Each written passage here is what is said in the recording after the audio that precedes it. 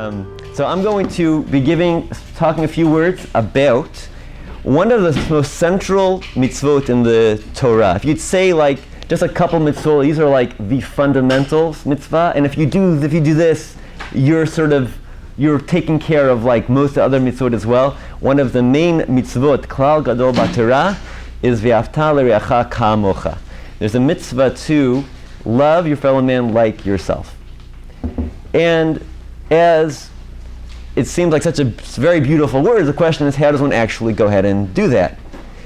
And one of the main questions that one person can have, how can there be a mitzvah to love other people like yourself? And the first problem is, how do you just love other people? Like, I understand there's the mitzvah of tefillin, you have to put on tefillin, you have to eat matzah, you shake lulav, right? There's a lot of mitzvah which involve actions, and I can know what to do with that action. I can do the actions. But how do you, is there a mitzvah to just love people? Love your fellow man as yourself. How do you do that? And just one thing before we start this, but to love, when you say to love someone else like yourself, the way many of the commentators explain it, the Rishonim, like the Ramban, it doesn't mean like literally completely to love someone as much as love yourself. There's actually, people are built with a certain amount of desire to take care of themselves more than other people. Like, people don't work 8 hours a day to take care of someone else. It's sort of built into them that they work to take care of themselves a little more. And your best friend is, to a certain extent, for most people, it's themselves. That's the way, and we'll go into that a little more. The Torah doesn't mean that you should become a totally unique individual who doesn't follow the way most other people work. Loving other people, it means you should love that it should be good for other people as much as it should be good for you. You should care about other people like you care about yourself. You should care about their money, their success. The Ramban says, in everything, in every blessing, it should go to other people just like yourself. That's what the Ramban says in this mitzvah. But still, the question is, how do you do that? All right, so do I just say, all right, now I'm going to do that? How do you actually do that? So the first principle here is the words of Sefer HaChinuch. Acharei ha'pulot nimshachim halevavot. After a person's actions follow his heart. When you do something, it affects your heart. I think there's a school in psychology that works with this, behavioral psychology. But the point is, the first source is the Torah, and a lot of mitzvot are all about actions affect your heart. The idea is that a person can change and adopt any character trait they want by repeatedly doing actions that reinforce the new trait. And especially in this, the more chesed a person does, the more a person will come to love and to be concerned about the person they're doing chesed to. And the Rambam already writes in Hilchot Dayot that you do an action enough times, you do acts of kindness enough times, you build your trait of kindness. The Rambam writes, Maimonides writes in Pirkei Avot, that it follows Rov HaMaaseh. He says it's better for a person to give, let's say, $1 1,000 times than to give $1,000 once. Might be a very heroic thing. He just reached out and he wrote a huge check, and it might be very, you could write that in the newspaper if you wanted, but it's not as good as giving $1,000, giving $1 1,000 times. Why? Because every single time you give $1, you're building that muscle, which is called nidivut, which is called generosity. You're building yourself, just like if you go to a gym, you do a lot of push-ups and weights and everything. Well, maybe not push-ups, whatever. You do actions that build your muscles. Acts of giving builds your heart. The way you become a generous person is by doing acts of generosity many times. And practically, just like you do exercises, you don't start with like the biggest weights right away. You start with the smaller ones. So too, the way you start is with doing small acts of kindness. Small acts. You find there's a sefer, the sidur there. You put the weight in the shelf. You've already done an act that has built your koach of nidivut, your koach of generosity. And if you do that, do that once a day, twice a day for a week, for 2 weeks, just for a certain amount of time, do one or two things like that a day, it builds up that midah that you have. And that's the first step in the mitzvah of Ahavat Re'im, is actually building the midah of generosity.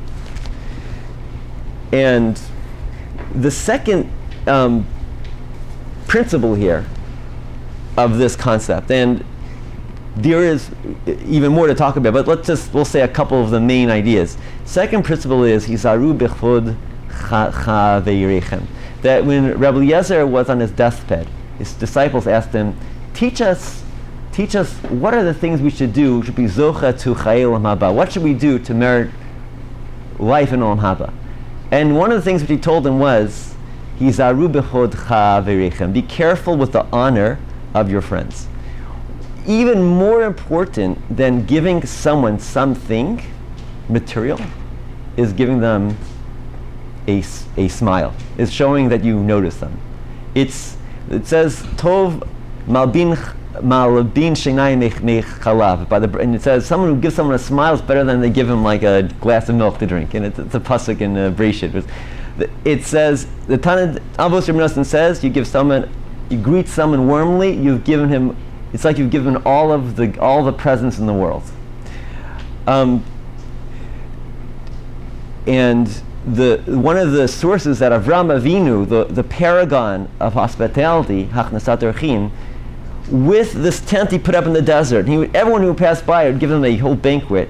That wasn't his best primary act of chesed. The Rambam says the best chesed Avraham Avinu did was that he was milaveh people. He accompanied people after they ate and drank. He accompanied them on their way, and he built them up by showing them that he cared about them. He sort of walked with them for like half an hour, however much, it's on their way out of his tent. And that's part of Achnasat Orchim. Part of hospitality is to accompany someone out. There's a story which Rabbi Ruderman, who is the Rosh Yeshiva of Ner Yisrael, once said. He was in Europe before the war, and he once visited Rav Chaim Ozer Grudziński, who was the leading rabbi in Europe at that time, in the pre-war Europe. This is the rabbi of Vilna.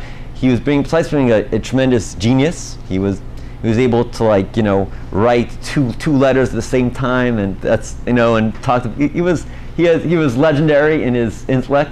His main work was that he was in charge of distributing charity to all of Europe. It was a very, very poor age, a lot of poor people. He was in charge of distributing funds to thousands, many, many people.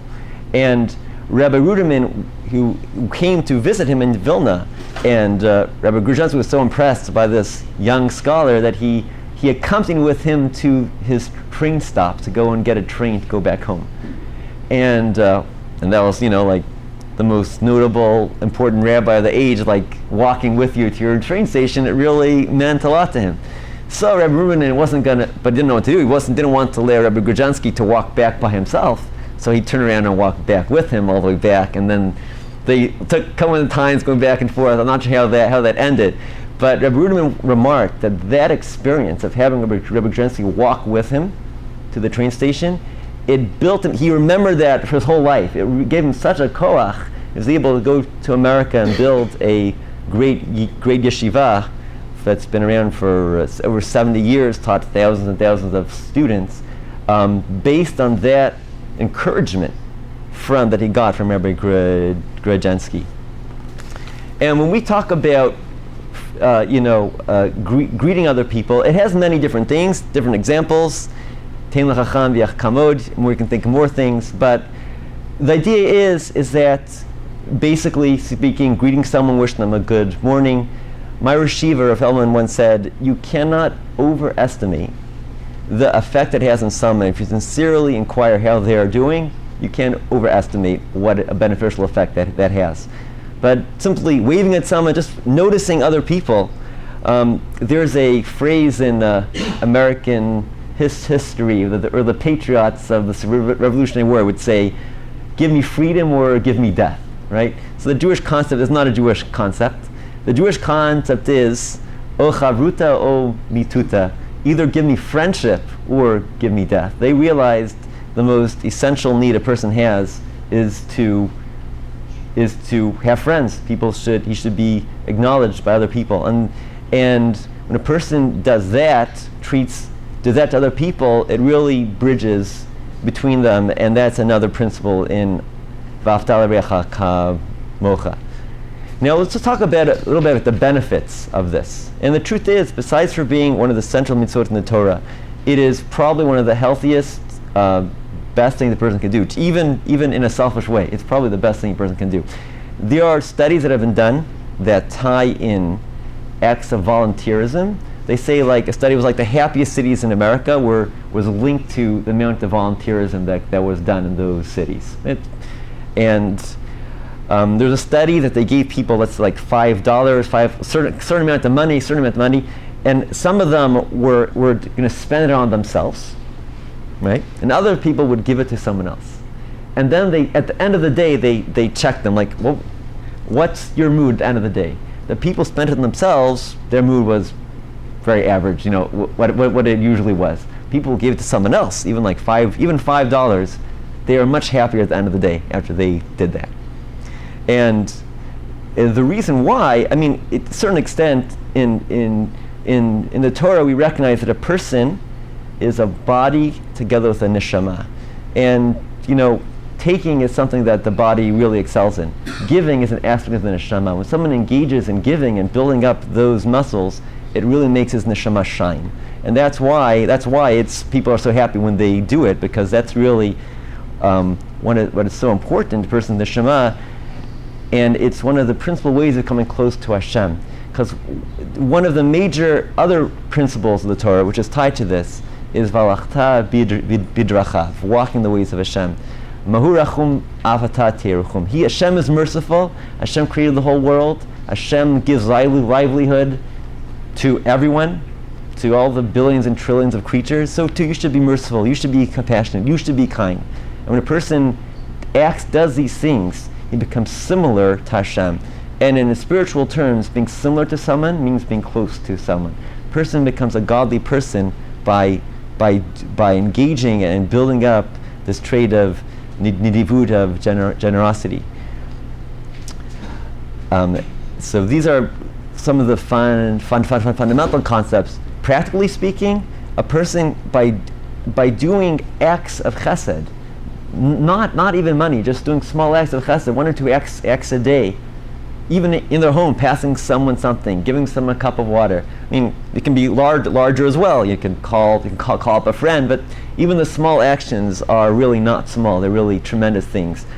And whatever person does, if they can have a kavanah, they're trying to do good to someone else. Let's say someone's a pharmacist, so they can have a kavanah, they're trying to help people, heal people. Whatever someone does, they can always find something in their job, how they're trying to help other people. And by focusing on that, it becomes an act of chesed as well. The whole day can be done doing chesed.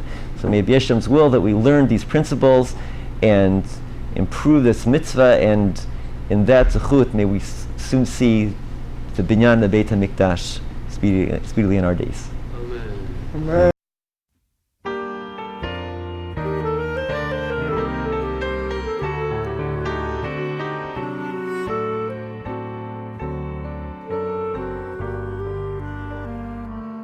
Boyachem leshuloim malachai yeshuloim malachai